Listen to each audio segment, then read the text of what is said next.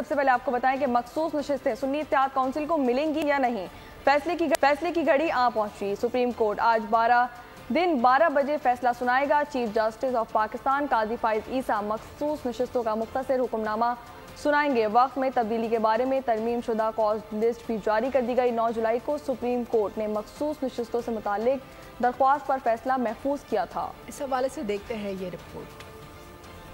सुन्नी इत्तेहाद council को असेंबलियों में खवातीन और अक़लियतों की मखसूस नशिस्तें मिलेंगी या नहीं,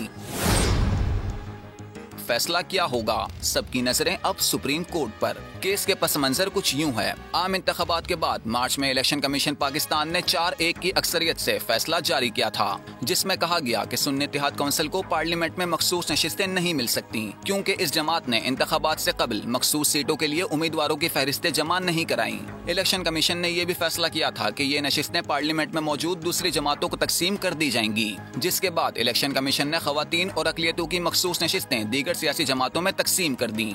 4 मार्च को पेशावर हाई कोर्ट ने भी इलेक्शन कमीशन के इस फैसले को बरकरार रखते हुए सुन्नी इत्तेहाद काउंसिल की इस्तदा मुस्तरद कर दी, जिसके बाद सुन्नी इत्तेहाद काउंसिल के चेयरमैन साहिबजादा हामिद रजा ने अप्रैल में इस फैसले को सुप्रीम कोर्ट में चैलेंज कर दिया था। 6 मई को सुप्रीम कोर्ट ने सुन्नी इत्तेहाद काउंसिल की मखसूस सीटों पर इलेक्शन कमीशन पाकिस्तान और पेशावर हाई कोर्ट के फैसले को मुअत्तल कर दिया। मामला दोबारा इलेक्शन कमीशन चला गया, जिसके बाद ECP ने मामले की तशरीह की। दोबारा फैसला तहरीक इंसाफ के खिलाफ आया। सुन्नी इत्तेहाद काउंसिल ने एक बार फिर सुप्रीम कोर्ट में दरखास्त दायर की, जिसके बाद इस मामले पर फुल कोर्ट बेंच बना। इस केस पर फुल कोर्ट के 2 इजलास हो चुके हैं। बेंच में शामिल 13 जजिस ने शिरकत की।